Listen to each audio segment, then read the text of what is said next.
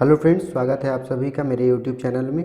मैं हूं अनुज गौतम और इस वीडियो में हम बात करेंगे हाल ही में असम में एक डिस्टर्ब एरिया जोन घोषित किया गया है असम को, तो जिसे कहते हैं अशांत क्षेत्र।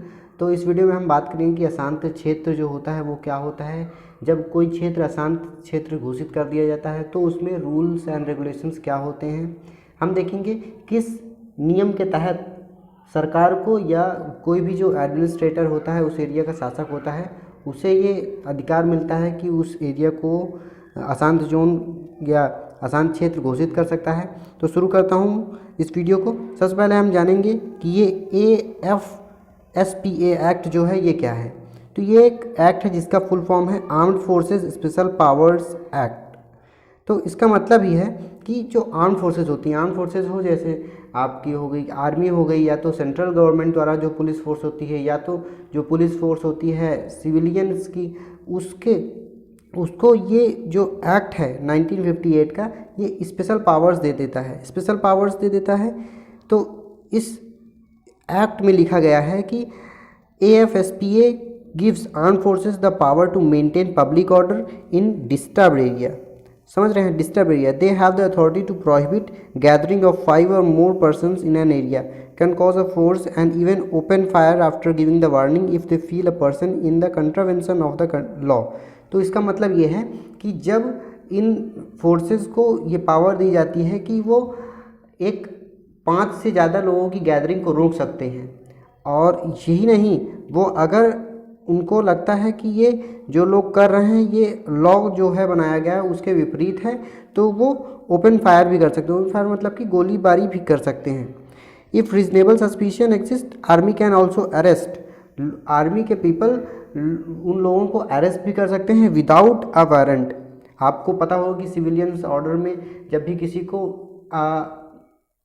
गिरफ्तार किया जाता है तो उसके पहले वारंट इशू कराना पड़ता है, लेकिन जब ये लागू हो जाता है तब वारंट की ज़रूरत नहीं पड़ती। आप बिना किसी वारंट के लोगों को गिरफ्तार कर सकते हैं। लेकिन हाँ, एक बात है कि जब किसी आदमी को अरेस्ट किया जाए तो जब कस्टडी में ले लिया जाए तो एक जो वहाँ का जो भी इंचार्ज हो उसे, मतलब हायर ऑफिसर जो भी इंचार्ज हो, उसे जल्द से जल्द वहाँ पे प्रस्तुत भी करना होगा। अब आगे बात करें, अब है कि ये जो नियम है, आप सोचिए कि अभी तो हम आज़ाद हैं, तो यहाँ पे गैदरिंग की समस्या लोग मतलब कि नियम है कि हाँ गैदरिंग नहीं कर सकते। लेकिन एक समय था जब हम गुलाम थे, या तो हम कहें कि अंग्रेज़ों का शासन हम पर था, तो वो तो चाहते ही थे कि ये इंडियंस कभी भी गैदर ना हो पाए मतलब कि एक साथ होंगे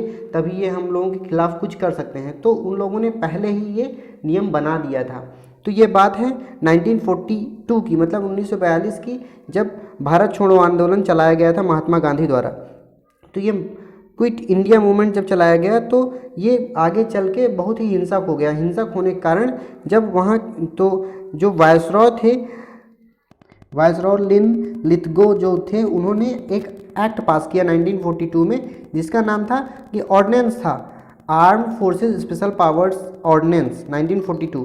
तो जब ये नियम लाया गया तो ये ऑर्डर था, मतलब ये इस ऑर्डिनेंस के तहत जो भी इंटरनल सिक्योरिटी फोर्सेस थी तो उनको एक ऑर्डर था कि वो अब लोगों को मार सकते हैं। मतलब एक तरह से इसे कहा गया है कि ये हिंसक एक नियम था, जिसे लोग कहते हैं कि लाइसेंस टू किल था, कि इसके अनुसार लोग, मतलब जो फोर्सेस थी वो लोगों को मार भी सकती थी। अब आते हैं जब हम आज़ाद हुए, तो आज़ाद जब हुए तो जब हमें पता है कि जो नॉर्थ ईस्टर्न एरिया थे वो इंसर्जेंसी के केंद्र थे। इंसर्जेंसी के केंद्र होने के कारण जो सेंट्रल गवर्नमेंट थी उसको मुश्किल होती थी उन एरिया को कंट्रोल करने में।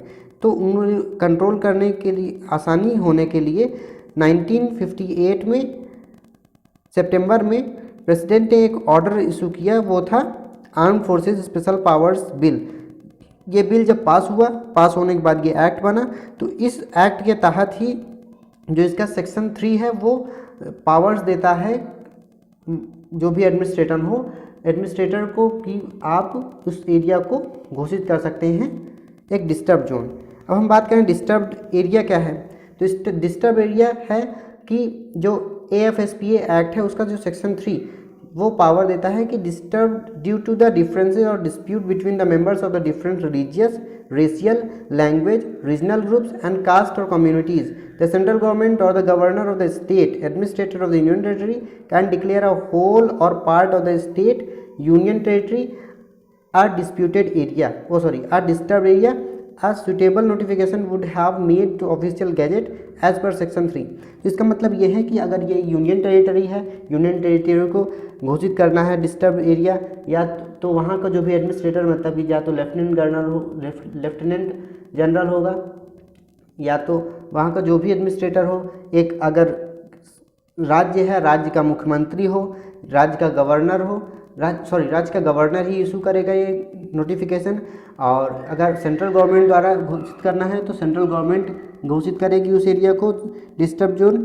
तो इस प्रकार से जो भी एडमिनिस्ट्रेटर है वो उस एरिया को डिस्टर्ब एरिया घोषित कर सकता है। तो इसके बाद अब हम बात करें कि इसके, तो फिलहाल के लिए इस वीडियो में इतना ही। अगले वीडियो में हम देखेंगे कि इस एक्ट के जो मेरिट्स एंड डिमेरिट्स, मतलब कि जो सही पक्ष हैं और गलत पक्ष हैं, उनके बारे में डिटेल में डिस्कशन करेंगे। So thank you for now, have a nice